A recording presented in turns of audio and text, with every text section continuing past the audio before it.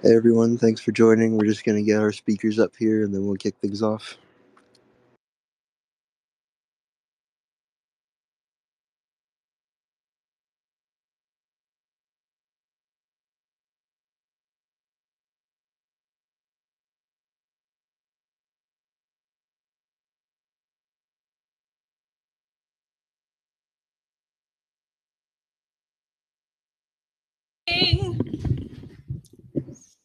Jam. Good morning. Hey, Mikkel, thanks so much for joining us. Hey, Rethinkable. Hey guys. Good How morning. is everybody today? I just got off a flight. It's 12:30 in the morning here, so opposite time zones. But it's good to hear your voice, Emily, and good to be on this Yeah, space as well. yeah, absolutely. Super glad that everybody is here. Excited to talk about a variety of things. Now, this is just an open space, guys. You are more than welcome to come up and ask jobs about crypto recruiting. Ask about jobs for crypto recruiting, what we've got open, what you are looking for, trends in the market. We'd love to speak with you. Trevor, love to have you here. And then Yo, Ben, yo. great to see you as well. What's up, peeps? Happy Tuesday. Happy Tuesday. Let me pull up my notes here because I wrote down things to talk about today. 1 second. How about we start off talking about like branding and how it is important to brand yourself as someone looking to pursue a career in Web3? Oh my God, branding is so important. So important. And it is all about how you position yourself and how people interpret your profile, right? There are hundreds of thousands of candidates out there right now. And it's all about how do we stand out? So, the first thing we should be looking at is our LinkedIn profile. LinkedIn is one of the easiest places to be recruited. It's where all the jobs are being posted, not all of them, but a good amount of jobs are being posted. And in my opinion, when a hiring manager or a recruiter is looking to hire someone, the first thing they do is go into their immediate network. What I mean by that is they search on LinkedIn, let's say they're looking for a Java engineer, a Solidity engineer. They would search the words Solidity engineer on their LinkedIn, filter by first connections, and whoever comes up, they might reach out to. Right now, being connected with someone on LinkedIn is important because it builds a little bit of rapport, not a ton, but like a small molecule of rapport, right? And they've got direct access to speaking with you. So the more connections, the merrier. If we were talking about 5 years ago, I would say no longer than that. If we were talking like, how long have I been doing recruiting? 8 years?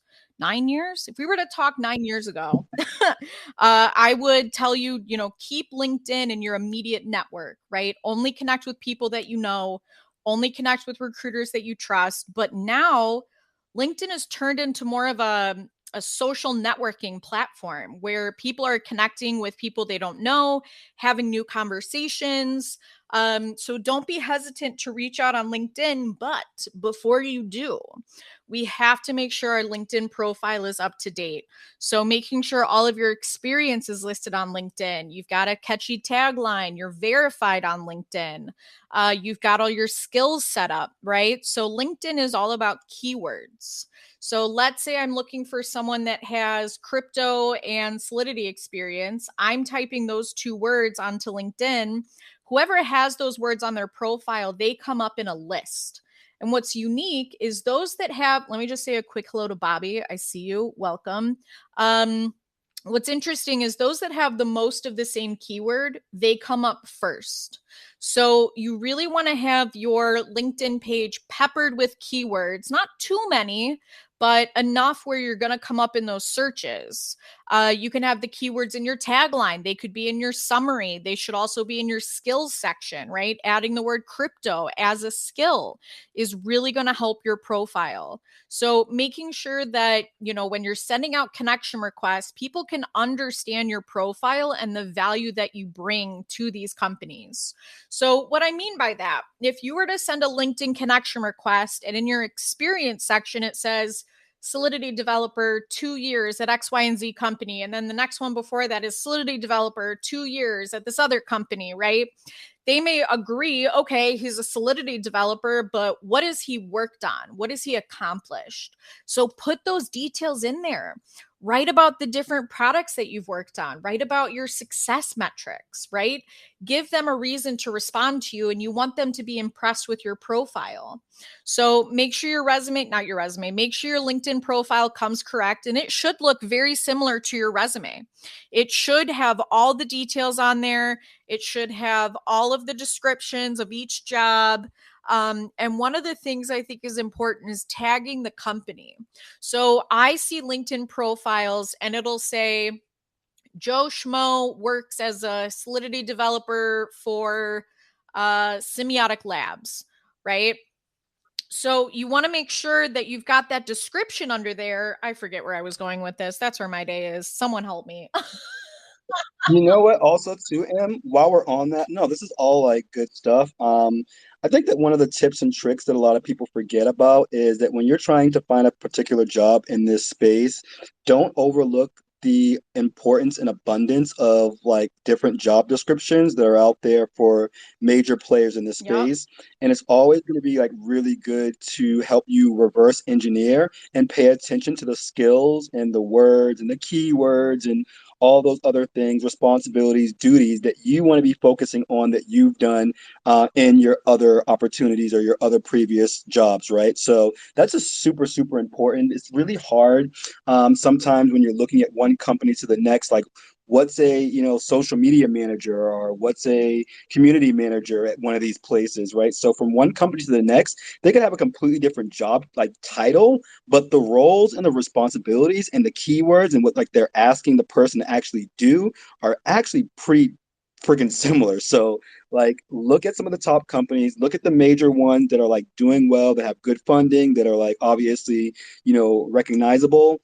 Those companies and the people internally, they spend a buttload of time like putting together little job descriptions. And if they're industry leaders and like major players in the space, typically, they may be trendsetters in terms of like the particular technologies that are used. So if you're an engineer or, a developer, like really follow those people. And another really cool thing that you guys can do is also look at people that have actually already gotten the role and try to reverse engineer to see like what skills and qualifications were necessary for that person to get the job, and then try to see like if you can also do those things as well. Love that, Trevor. Mikhail, you have something to add? Yeah, Mikkel had a question, right? Yeah, I do. So a couple things. I love that you guys are talking about the importance of personal branding because I've literally gotten every role in this space that I've gotten through my personal network and personal branding. So I love that you guys are focusing on that. But I want to say what's up, Nate and Wax and Kunta. Thanks for coming. I have a specific question from Kunta that he sent me in DMs. And I think it's a great question that will help you guys like answer it specifically. You're always so good at that, Emily, and like illuminate some of the points that you're making around this question. So I'll go ahead and read it. I'm crazy qualified as a marketing lead at this point. Have worked relevant roles for 20 years or so. I've spent 5 years in Web3. So why can't I land a role that I feel good about? I've turned down a few lowball offers, received hundreds of rejection letters, and when I do get interviews, they usually decide they're not even gonna fill that role for some reason. Any advice? How would you answer? Yes. So I think part of the challenge is there haven't been a lot of opportunities for leadership. Most of the opportunities that people are seeing that are available are executor roles, right? Individual contributors, not necessarily leaders. So I think it's important to, when you are in a position and overqualified for these jobs, reaching out directly and having conversations with people, right? Hey, do you think my 5 years of experience in Web3 would bring value to your team and growing it out in the future and providing strategic leadership now? Right? Sometimes you have to coach the company that's hiring into, how do I want to put this? Sometimes you've got to show people where you bring the value and help them realize that they can hire something better than what they're looking for, and you are that person. So I think that's the biggest challenge, is people are running into roles that are a little bit more junior than they are, and also salary ranges have really dipped. Especially in the US, companies that were hiring a marketing manager at 150, 160 or down to 120, right? So one of the things I wanted to say was, guys, this is your job hunt. This is your career. You should be selective in the opportunities that you are entertaining. I don't want you to get stuck in a position that really isn't your dream job and definitely doesn't have the salary that you deserve, right? You want to be at a job for at least a year, but ideally 3 to 5. So if you accept a job offer that's 50% lower salary than what you're looking for, and then in 6 months, something more lucrative and more appealing project comes to play, you may be tempted to make a move, but that would be a red flag on your resume, right? Why would Joe Schmo only be at this company for 6 months? So I think being thoughtful and selective about the jobs that you're entertaining is half the battle. Remember, guys, you're interviewing the company just as much as they are interviewing you. Also too, and the importance of being selective. So, I mean, we've had clients before that have unfortunately turned people down for roles because they took on a project with a company that, let's just say, the leadership may not have been doing the best thing, and there may have been a rug or pull here or there, right? So, and then that's going to then negatively reflect on the candidate because they are saying that they didn't do their due diligence to understand the leadership and the direction of the organization and the health of the organization. So, if the person couldn't figure that out, then maybe that's a red flag as well too. So, and some of this stuff, honestly, I mean, it's not fair. A lot of time for the candidate, it's not your fault. It's just that, people have been burned, and that unfortunately happens sometimes in this space. But what you were talking about, Emily, I think the importance of just being like proactive and going out there and stating your case, right? You have to sometimes paint the picture better than the interviewer or the hiring manager even knows what's there. So you have to be the one to say, you know what, I'm a high level senior individual. I bring XYZ. I've noticed that you have a need for this because I did this. I did my research here. I checked out my white paper. Maybe show them a sample of, some of the problem that you were able to identify, and potentially, your train of thought or how you could be the person to come in and be the hero, especially if they're in crisis mode. So it's really important for you to be proactive.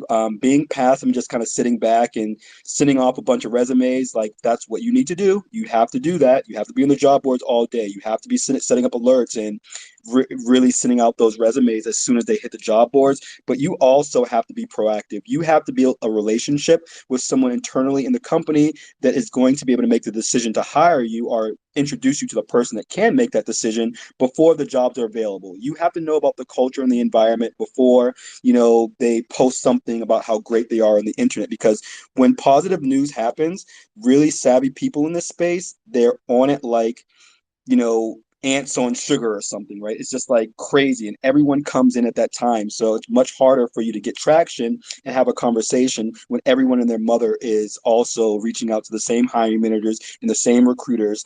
But also too, just don't reach out to recruiters, right? If you're looking for a marketing role, then maybe reach out to the CMO.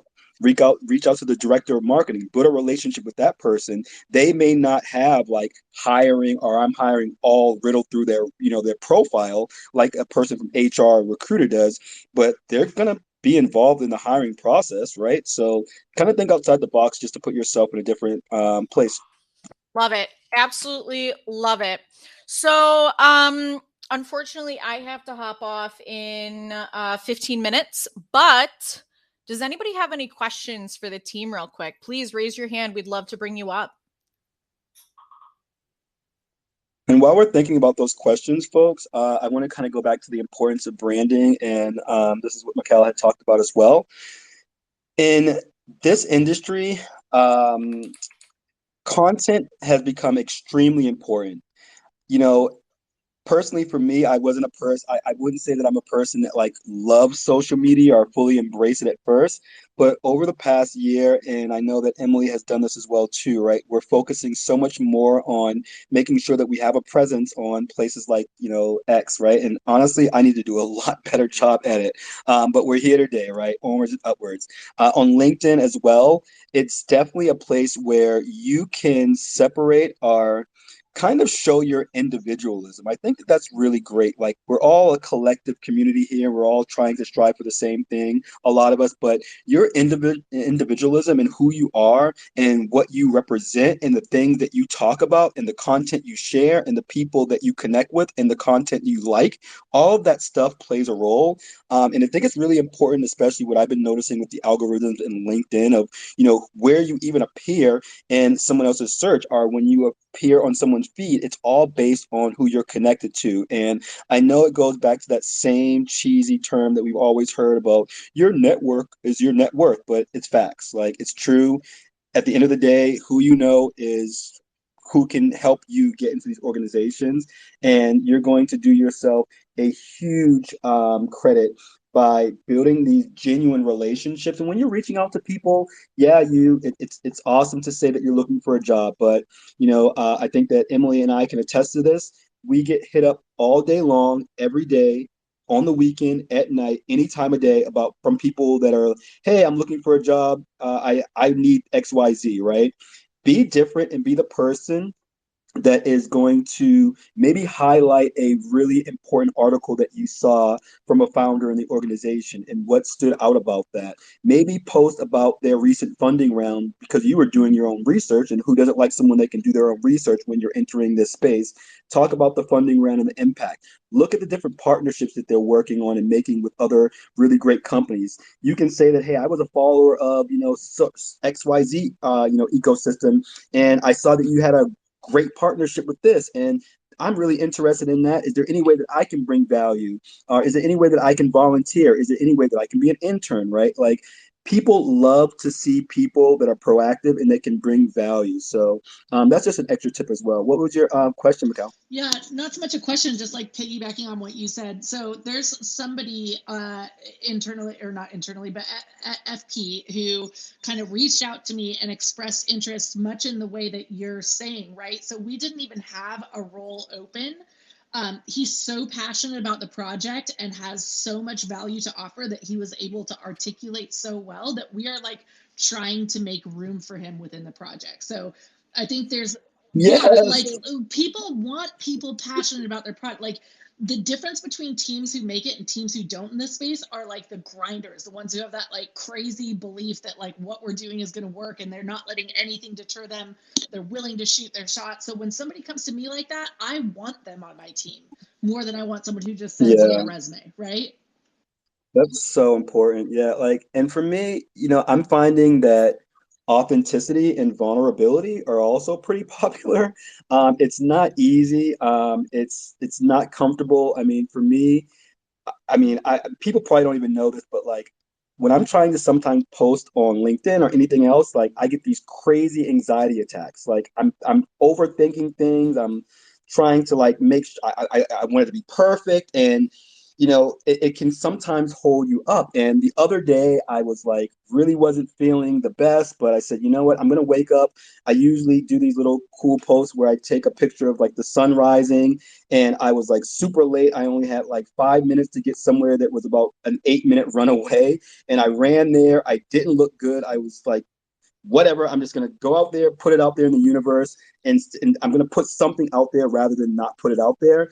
And what I thought in my mind was probably one of my not the best ones that I put, for some reason that was the one that was getting the most traction, and a lot of people commented on that. So like, don't doubt yourself. Putting stuff out there, even though you may not think it's perfect or the best, it's still about the consistency, and it's about the vulnerability, and it's about putting yourself out there. And in a world where everyone is trying to be like cut and paste and copycat, using social media for these different platforms and doing things like that is going to show how you are different. And at the end of the day, people want to be able to relate to you. People want to be able to be like, hey, you know what, that person is not this aloof individual that's on this like ivory tower. They're just like me. So I'm finding that social media and these different platforms is really good for that. And I've been able to make connections and people enjoy it. I don't know what it is about it, but hey, it works. So I'm not going to, if it's not broke, I'm not going to try to fix it. Support it. If it's not broke, don't fix it. All right, guys. Well, I wanted to go through our current open positions really quickly. Would anybody be interested in hearing what we've got open for you? Oh, yeah, we got a lot. Let's go. So we've got a marketing lead based in Canada, a core chain developer based in Canada. We've got a community lead based anywhere in the world, full stack developer based anywhere in the world, a front end DAO governance developer based anywhere in the world. We've got a content marketing specialist based in the US or Europe. I've got a CMO, head of product, onboarding lead, and customer support lead for an up and coming exchange in the US. In Toronto, I've got a data engineer, a front end engineer, and a back end engineer. US remote software engineer. And then I've got a lead data analyst for US remote as well.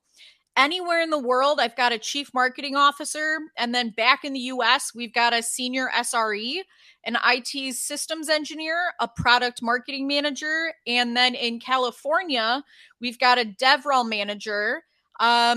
In anywhere in the world but the US, I've got a technical marketing lead. In Canada, I've got a VP of marketing. Remote anywhere in the world, I've got a game shift sales lead.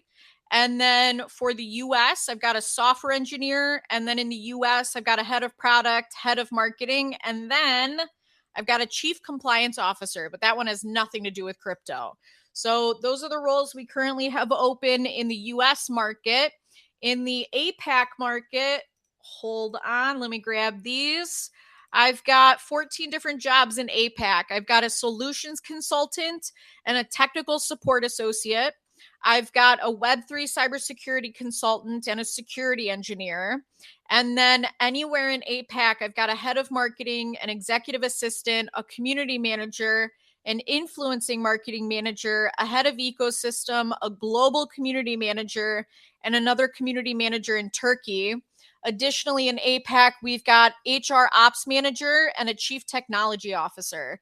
So we've got a lot of positions going on. If you're interested in any of these roles, hit any of our recruiters up on LinkedIn. We would love to give you more info. Ben, did you have a question?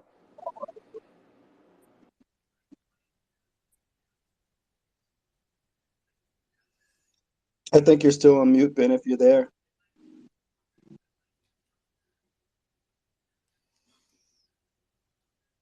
All right, no worries. I saw that Josh and Kai came up. Do you guys have questions? Yes, please. I do have a question. All right, Joshua, what's going on? All right, yeah, I'm doing great, Emily. Thank you so much for bringing me up to, be a part of the space. Yeah, talking about personal branding, I have just one question to ask, and this has been something I've been wanting to ask for a long time, but I'm glad I have the opportunity, to shoot this question right now. So now, what would be your advice, talking about a newbie who is just coming into the space, where would you advise the newbie to start building his or her personal brand?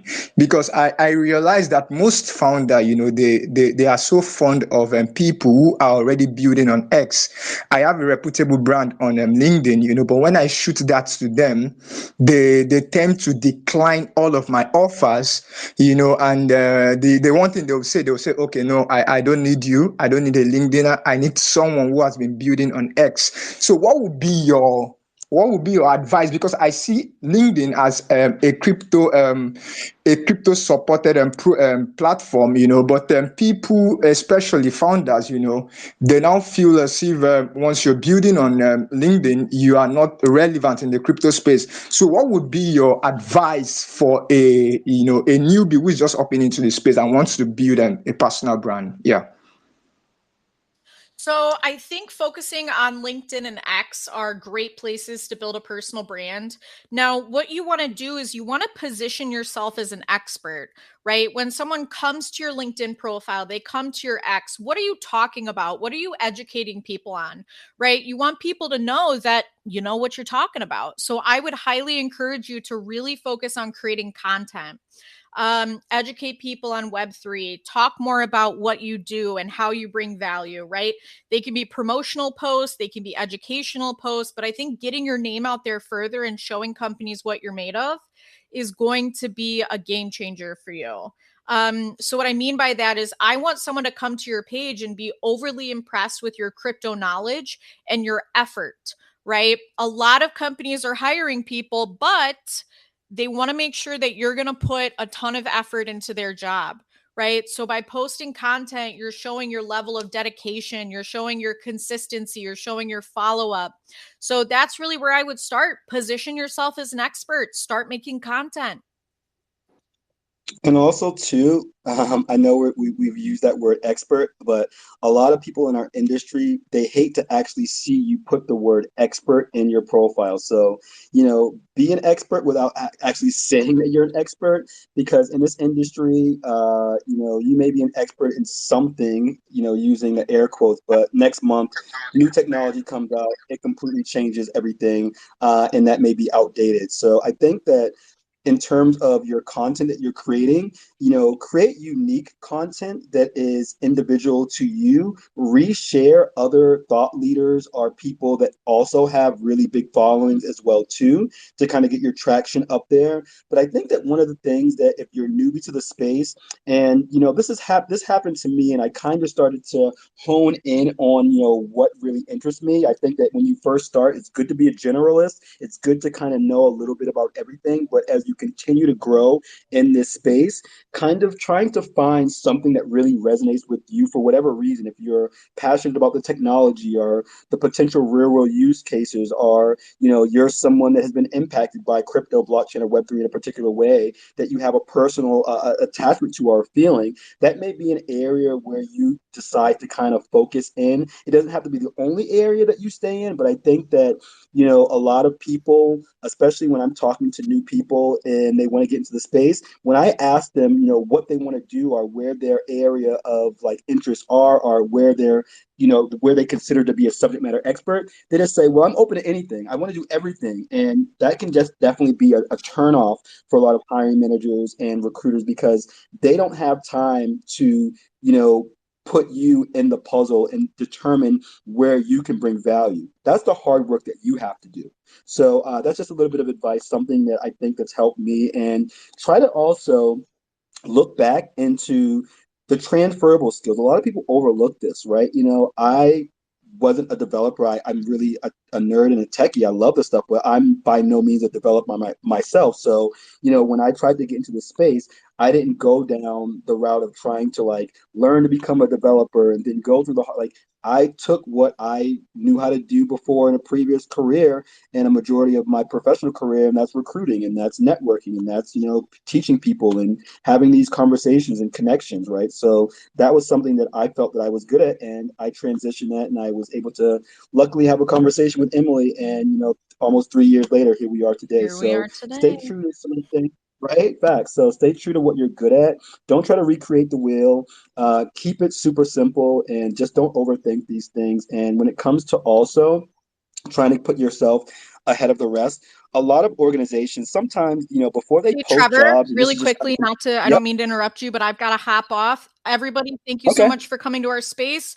Trevor, you got this. I'll talk to y'all later. All right, sweet. Bye, Em. And kind of one of the other things as well, too, just so you folks know, is that hiring managers, they typically need to do a lot of internal things, and this can be 1 2 3 weeks a month internally before they're actually able to make public that they are hiring for a particular role. So when it goes back to differentiating yourself and putting yourself ahead of the rest, it's really, really important for you to understand the environment, the actual like terrain of what's going on in the space, the roadmap of these particular organizations and what's going to be coming up in the future. And one of the great ways to do that is by paying attention to funding rounds and obviously crypto news and stuff like that, and hitting all those alert buttons on every single type of social media platform they have so you can get those notifications. But it's also really good for you to be like paying attention to like their white paper, right? Looking at their roadmap on the website, looking at any new light papers that were released as well too, looking up for any kind of changes or new people that were brought into the team. And one last thing for you to pay attention to, just so you can put yourself ahead of the rest, is when companies start hiring business development managers, and you start seeing companies hiring recruiters, and you start seeing companies hiring marketing people, that's usually an indication that there's something else internally going on when they're going to be expanding. So that's just a little bit of advice for folks out there to kind of think outside of the box. And actually, we want to show you how you can DYOR. So do we have any other questions? Any other folks here today that want to chime in? Hey, Ben, what's up, man? How's it going? I think that you're still on mute. Can you hear me now? Yeah, I can hear you.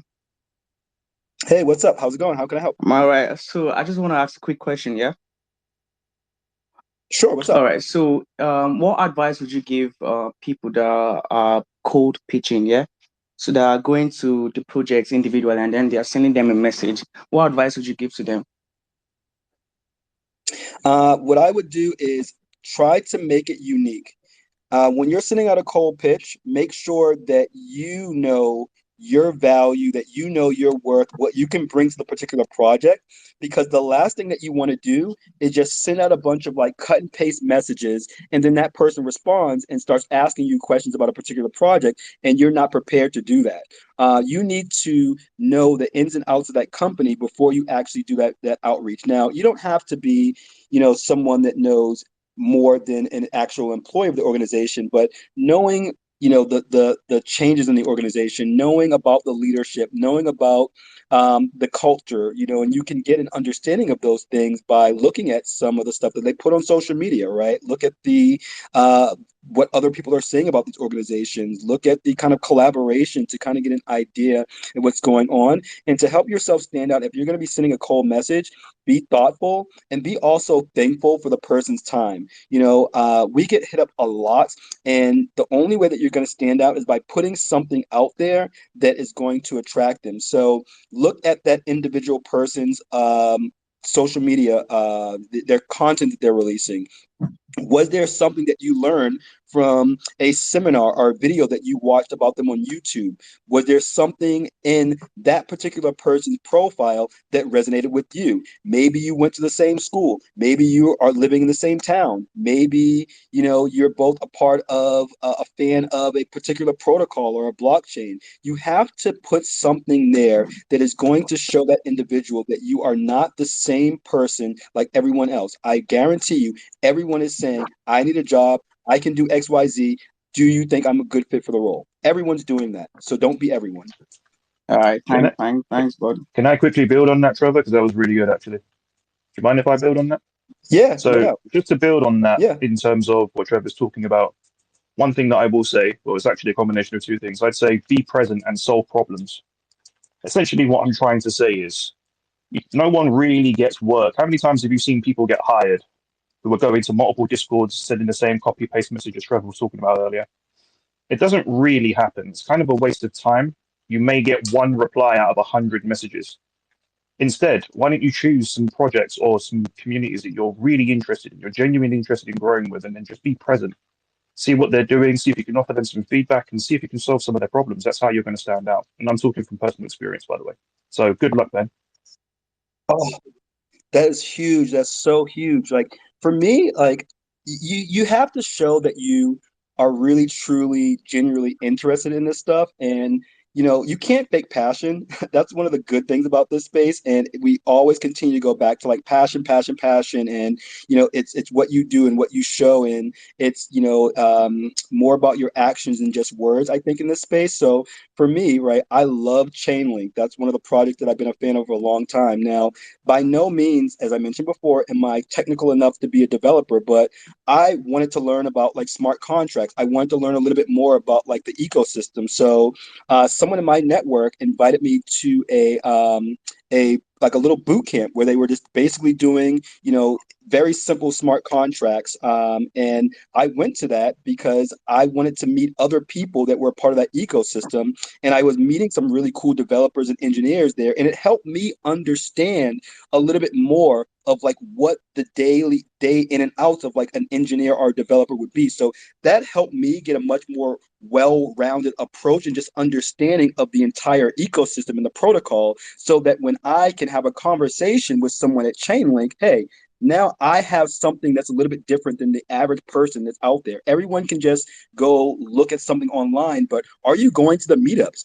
Are you meeting other people? Are you going to the social events? Are you networking with people? Are you, connecting with people at conferences? Do you have like you have to kind of like talk the talk and walk the walk truly to be like legitimate and taken seriously in the space. So everything that you do, be methodical about it, be intentional about it, and be true about it. And I think that like one of the things that worked for me when I started to send out cold outreach, I thought about me being on the other end, right? Like if you send a message to yourself and you'd be turned off about it, or you'd be like, oh, this sounds corny, or this sounds cheesy, or like, I don't really want to read this. If you don't want to read it, and if it doesn't turn you on, then it's probably not going to do that for someone that's a complete stranger. So just kind of think about like the golden rule, like you want to be treated the way you treat others. So those are some of the things that work for me. Hopefully that answered your question, Ben. Anyone else have any questions? Kai, go for it, and then we can go over to John. Yeah, thank you for having me up. And yeah, again, I'm just really enjoying the conversation, and I want to bring it back to personal branding and the importance of building it correctly. So, just one quick question from me. In Web3, branding typically means someone who's active behind monkey JPEGs and pseudonyms, right? So, it's not the best look to people on the outside. But how would you approach building trust in a space that's inherently private? It's a question I want to kind of ask.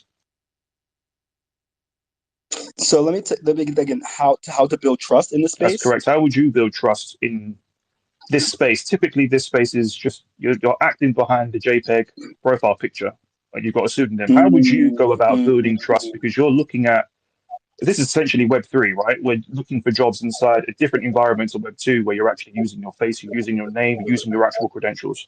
So, how would you go about building trust? What Yeah, would be your approach? What kind of things would you do to stand out? yeah.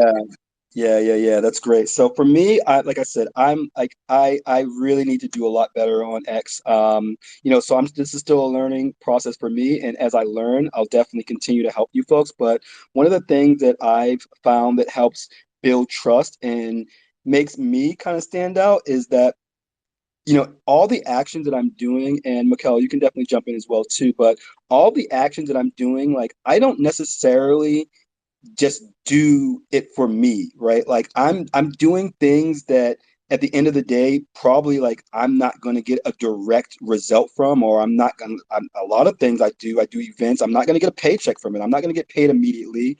There are things that I can do, or I might reach out to someone and give someone a referral or introduce someone to another recruiter that I know that I have no way of doing any business with that organization. I like to comment on like other people's job postings, and like in a very like cool way, like, hey, you know what, reach out to this person, this is an awesome opportunity. I don't have any relationship with these people, a lot of the people don't even thank me, but at the end of the day, like, that's cool. I don't care about that. I just try to do a service for the majority of the people in the space, and I try to uplift other people as much as I want to be uplifted. And you have to be true to yourself, you have to support people. Like when I went back to like your word is your bond, do things like this. Go and share somebody else's profile. Like put yourself in their shoes and don't think about yourself. all of the time. And I found that like the more that you give out to the universe, the more that tends to come back to you. And I know a lot of this sounds like hippity dippity stuff, but like it works for me.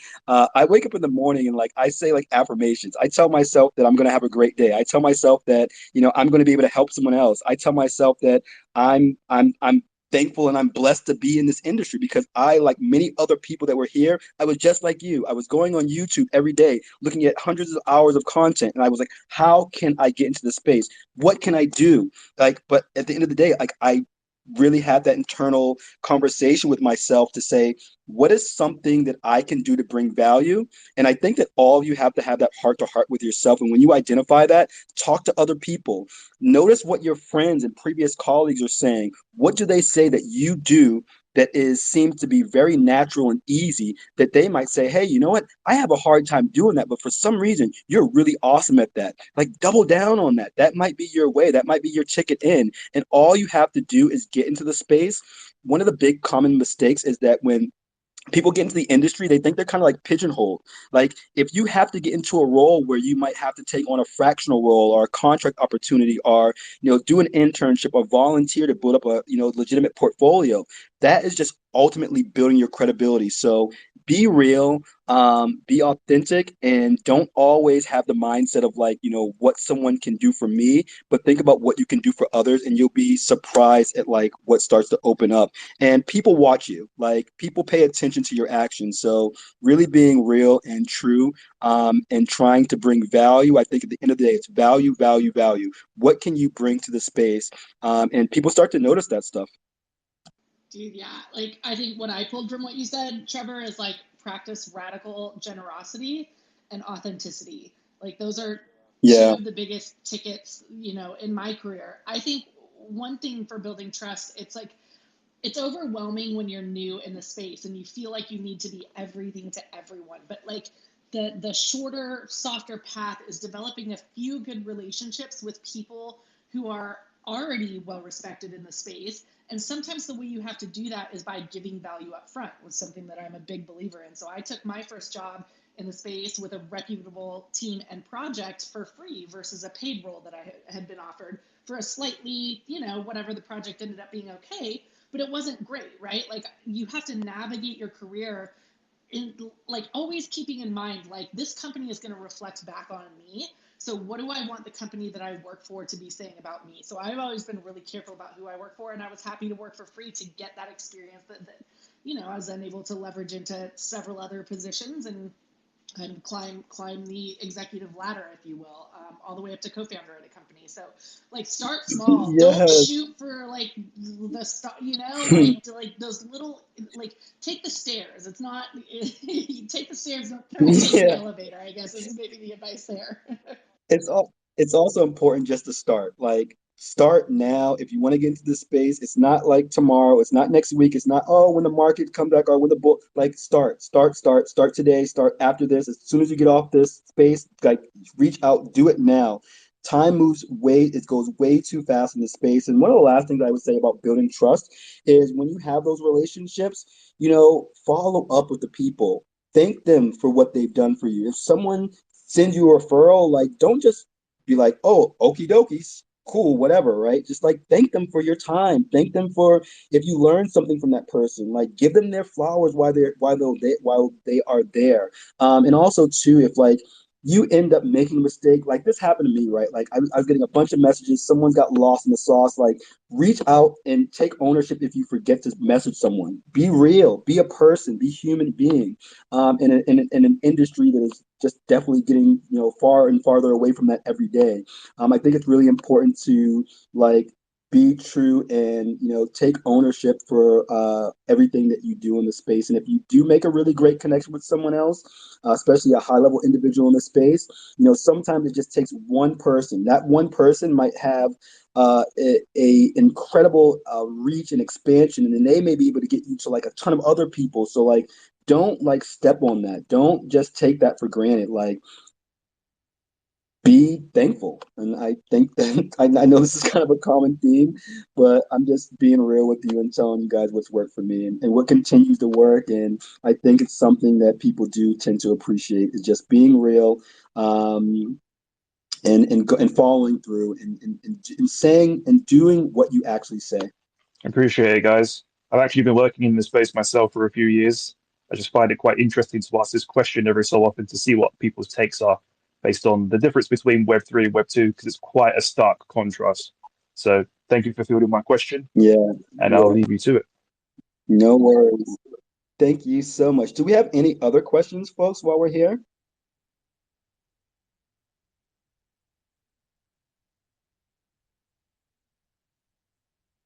All right. Well, if not, I guess that we can jump off here. This has been awesome. Thank you so much for joining, folks. We look forward to coming back and doing this and keeping it real and sharing our truth with you all. This is what it's all about. One of the things that I love about this space, folks, is that, like, I know that we use a lot of these phrases like we're all going to make it, but truly for us to do that, we have to uplift and support one another and prove that we're more than terrorists and money launderers and horrible people that want to use crypto for nefarious reasons, right? We're obviously much more than that.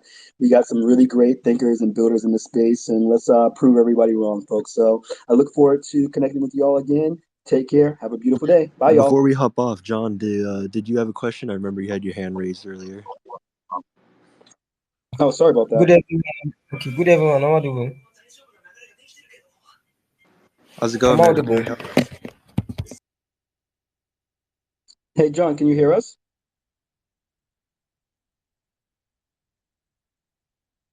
Seeking for job. What's the best advice you can give to them to help them seek for job so that they will not get banned from the group or suspended? So let me get that right. I think that you mentioned that you're someone that's looking for a job. What's some of the best advice?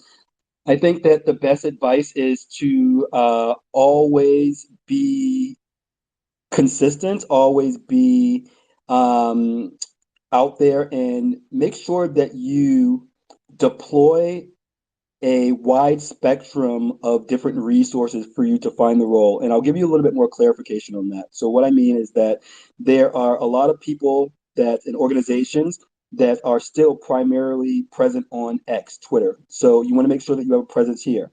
Create a profile. You may have a regular profile that you just kind of use to do your own research, or let's keep it real. Some people just have profiles to stalk other people on these profiles. That's cool. But if you're going to have you're going to really get serious about a job search, you may want to create a profile, a professional profile that is just solely focused for that. So that's what I've done.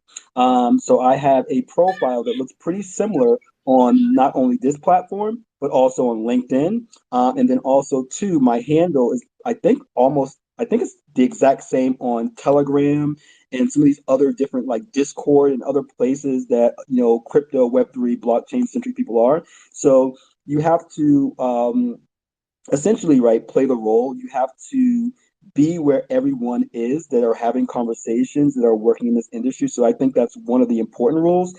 And then going back to what I mentioned earlier, I don't know if you had a chance to look at that, but I think that you need to really kind of focus and figure out where you want to start.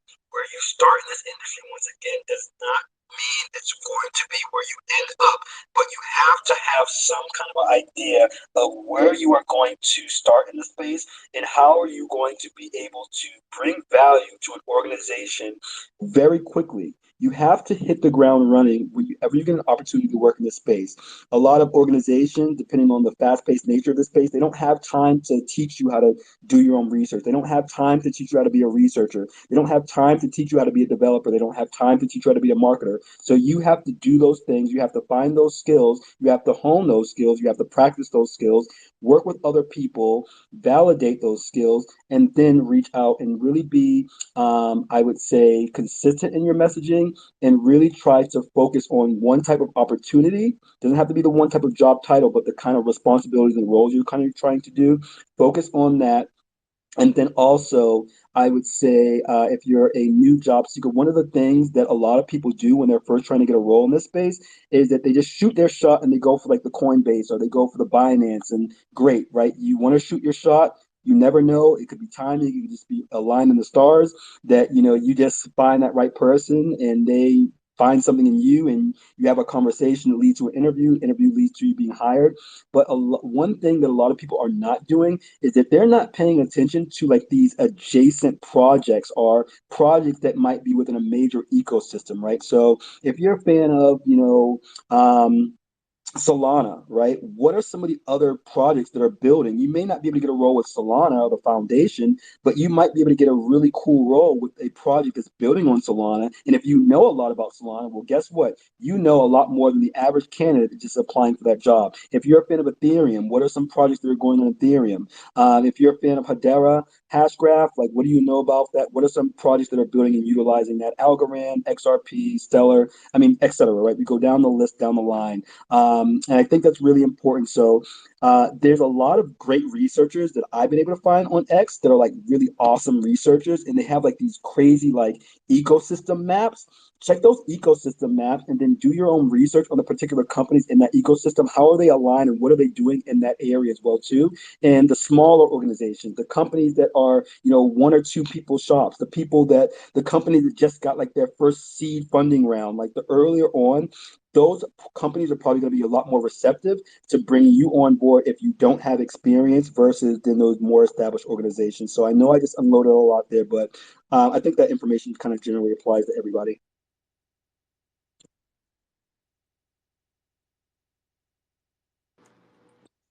And I don't know if they're still here with us, but hopefully you heard that. Anyone else have any other questions before we jump off?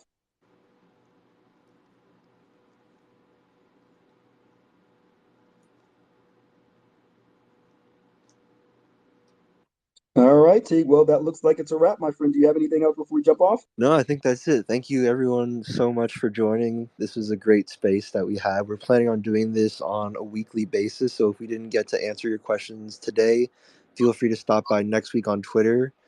Tomorrow on LinkedIn, we are also hosting this again, same format. You can check out the link on our Twitter. We posted this earlier this week. And yeah, again, thank you all for joining, and we'll see you all again soon. Take care, Sweet. guys. Thank you, Teague. I appreciate you guys. Have a great one. Bye, Have a y'all. good day, everyone.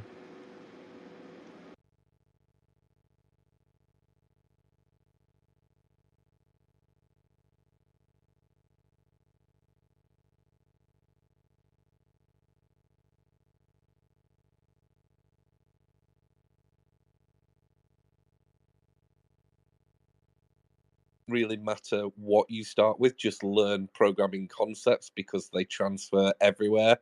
Play with whatever tool excites you. And that sounded a bit risque, but you know what I mean. We know what you mean, yes. And please share those links. I want to see the x86 processor in Excel. Right, so I'm just going to try and work out the thingy. Henry, I've just given you speaking permissions, I think. It's now connecting. I'm sorry that I'm terrible at spaces. I will do my best to get better. You're doing a great job. This is a great first space. Thank you.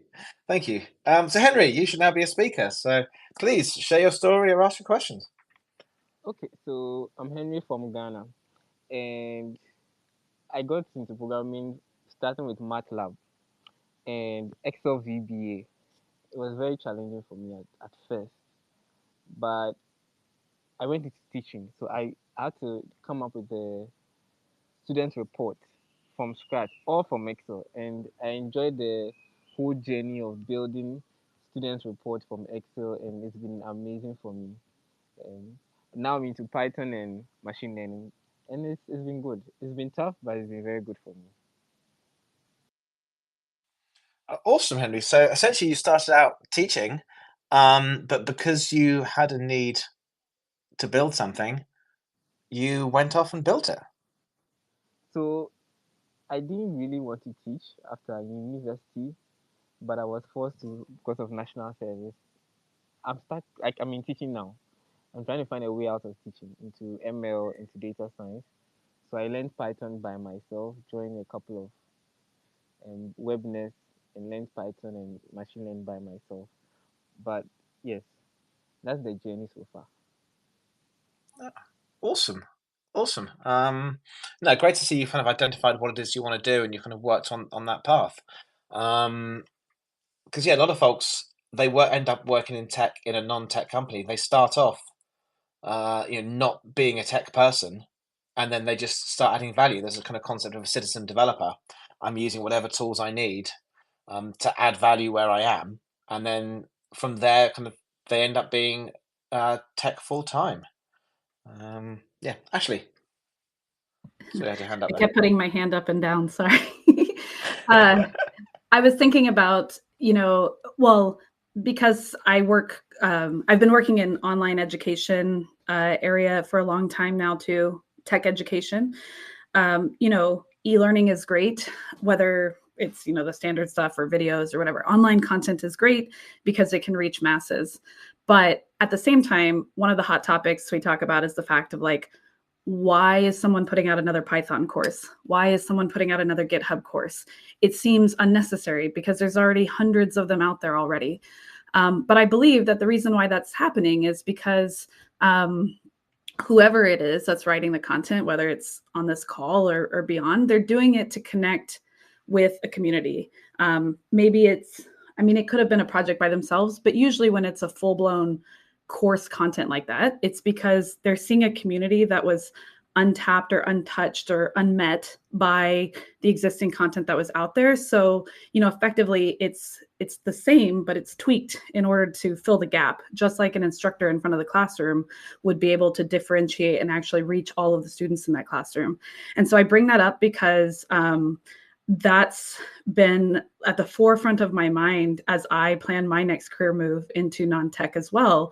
I know that I will still be doing a tech job, but it's like when I look at the opportunities in front, especially there's so many people on this call from all around the world as well, a lot of times the existing businesses aren't going in because they don't see profit, so there's the opportunity to do something in tech that's either moving something forward to bring something new to your community or the optimization in your community.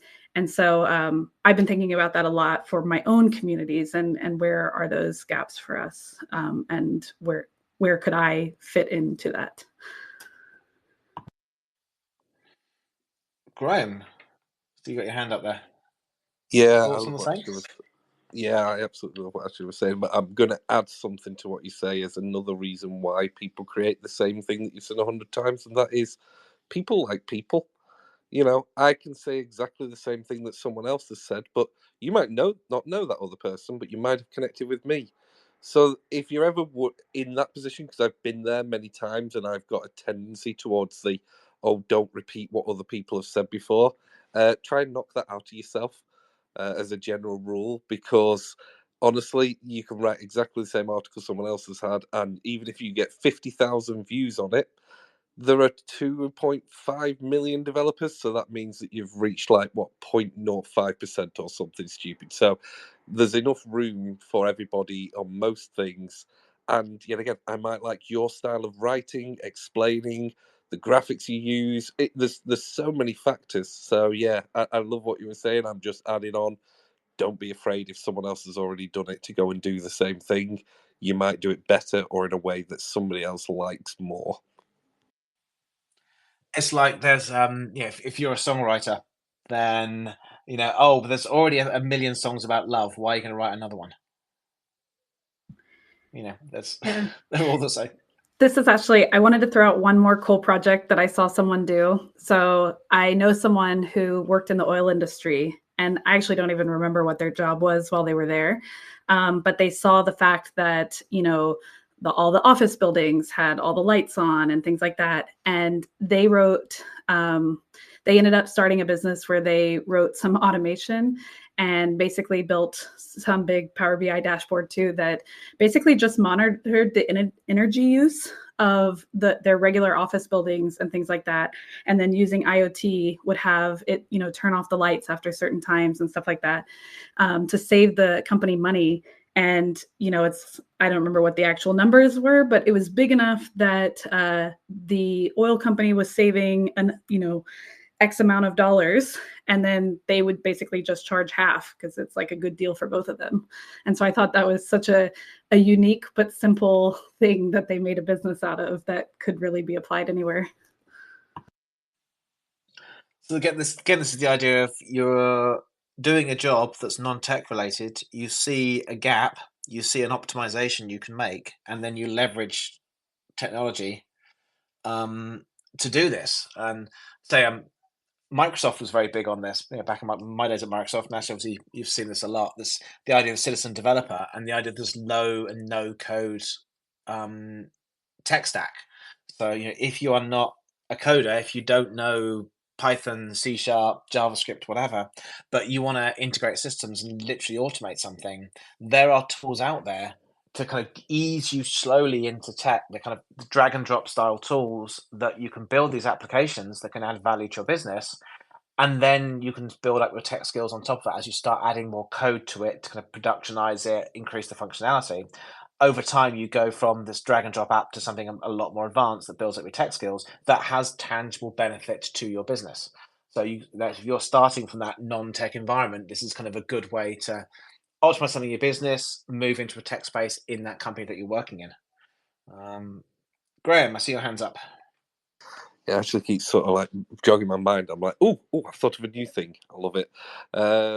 So we were saying, obviously, this is technically working for a tech company, but I ran for 15 years a agency, and we worked with many, many businesses that you wouldn't even think of. Why would they need software? And so I would call that half not a tech company, and something for people to consider is your local software, agency, warehouse, whatever you want to call it, because you get the opportunity a lot of the time to work with many different businesses in different industries. And the one that I was thinking of was my first software project was for a farmer, and they wanted something to track what the strawberries they were picking, who was picking them, how much they output each day, which warehouse not warehouse, what's the word I'm looking for? Greenhouse, there we go. That took a long time. Everything, and then work out salaries and also track stuff. That was the first thing that I looked at in software as a software development company.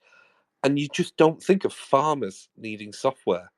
So another route perhaps for people, if you've got that spark where you want to learn about different businesses, that might be something that you consider. That's a great point there, because working for an agency, a digital agency, you get to work with so many different companies, so many different industry areas. It kind of gives you that wide exposure. Also, if you are interested in farming but you're in the tech space, you could kind of learn more about it by working for an agency that builds out everything from tracking solutions to Internet of Things projects. It's kind of a great way into it. And you think every single industry needs software of some description. I met with a guy the other week who works for the tech arm of Kroger, which is one of the massive supermarket conglomerates in the US. And if you think, there is a mobile app, a web app, and the self-checkouts and checkouts that we see as customers of the store. And obviously there's tech teams that build that out. And then all their internal systems for just managing logistics, food supply, keeping track of how long the carrots have been out on display for, so they know when to throw them away if they've been out for too long, or managing who's mopping the floors. So many areas of running a business that relies on software. This is why I say I certainly believe that there are more tech jobs in non-tech companies than tech companies. Yeah, I want to add to that too. Just because you are not working at a tech company doesn't mean that you don't get to be creative and kind of. I know, I am a very front end developer, and so being able to work with CSS and build fun animations and things like that was really important to me. And if if I couldn't do it because that wasn't what the role was, I'd still like developing, but that visual side of things and making things come alive on the screen is something that I really enjoy doing. And when you're working with a smaller company, you do have the opportunity to build those types of tools if you really like that front end side of things, because they still need things built to look great on their website or for applications, that maybe their users are going to use. And so one of the things that I was nervous about before I started trying to find a position was the fact that I wouldn't be able to be creative, and it would be, and I get to do that. And so there are so many different doors that you can open, even if you're not focusing in the tech world itself for a position. And you also, I guess, get sometimes the joy of seeing people use what you build. When you're a big tech company, you see devs using it, but just seeing non-dev folks taking delight in it. You build this amazing user experience for the customers of an immigration company. And then you just hear those stories of, it was so easy for me to go on and configure the irrigation that I've got because your website was so easy to use, or what have you. It's kind of just nice hearing those stories from non-tech people, because tech people, we're quick to love, quick to hate, I would say. Whereas I guess it's that moment of wow, just like the seeing the bus number on a TV screen in the cafeteria. That moment of wow for people is so nice to see, and there's less cynicism outside the tech space in terms of the tech that you build. So you get almost like you feel like you get more love for everything that you create. Awesome. We've been going for just over an hour. I certainly need to wrap up. I have meetings coming up. Yeah, the fun of the day job is, as much as I love getting to do these kind of things, I do have meetings to go to. I want to wrap up by saying that yes, as you think about the tech world, don't just focus on FANG, don't just focus on startups. Plenty of awesome tech jobs doing some incredible things just outside of the tech space, whether you're looking to work out how supermarkets can optimize what they're doing, or help schools be better, make teachers more effective, help farmers track their strawberries. There's so many opportunities. But I do want to just give our co-hosts as well a chance just to wrap up. So Ashley, Sarah, what are your last thoughts? This is Ashley. Thanks for inviting me. This has been a great conversation. I also had never participated in a Twitter X space. So this was really enjoyable, and I enjoyed hearing everybody's conversations. Yeah, I mean, I think I've just been, I'm still in love with technology as much as I was in the beginning. And in some ways, I think my eyes have been opened to even more opportunity. I think there's even more opportunity out there now than when I started 20 years ago. And that's super exciting. Awesome. Thank you. And then Sarah? Yeah, thanks also for inviting me to this space. One of the things I do like doing about space, one thing I do like about spaces is the opportunity to meet and talk with other people. Ashley, you and I hadn't really connected before, so it's been great chatting with both of you. And Graham, it's nice to see you again. I always enjoy hearing you on a space. I really don't have anything else to say, but thank you again. And hopefully you'll be doing more of these, Jim. It was a really good space. Thank you. This was a lot of fun. So yeah, thank you, Ashley. Thank you, Sarah. Thank you, Graham, for sharing with us. Thank you, Henry. And yeah, everyone else who jumped in. Yep, I'm going to wrap this up here. Thank you for your time, and let's do some more spaces and carry on this conversation. Goodbye, everyone. Enjoy the rest of your day. Bye.